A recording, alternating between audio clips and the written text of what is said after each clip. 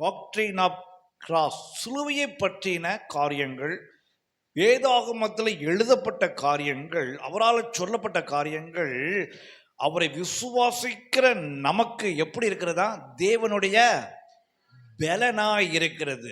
அதாவது நம்ம எதெல்லாம் நாம் இந்த உலகத்தில் ஆண்டவருக்குள்ளதாக ஆவிக்குரிய வாழ்க்கையிலும் நம்முடைய அன்றாட வாழ்க்கையிலும் சாபங்கள் மாற, வியாதிகள் மாற, ஆச்சரியங்களாய் அடைய, இது மிகப்பெரிய அற்புதங்கள் உண்டாக, வேதத்தினுடைய ரகசியங்கள் நமக்கு சொல்லி தரும்படியாக சிலுவையினுடைய உபதேசங்கள் நமக்கு தேவனுடைய பலனாய் இருக்கிறது. எல்லாரும் ஆமீன் சொல்லுவோமா? அல்லேலூயா. பக்கத்தில் அவங்களை கையை பிடிச்சு சொல்லுங்க, நீங்க எந்த பலவீனத்தில் இருந்தாலும்,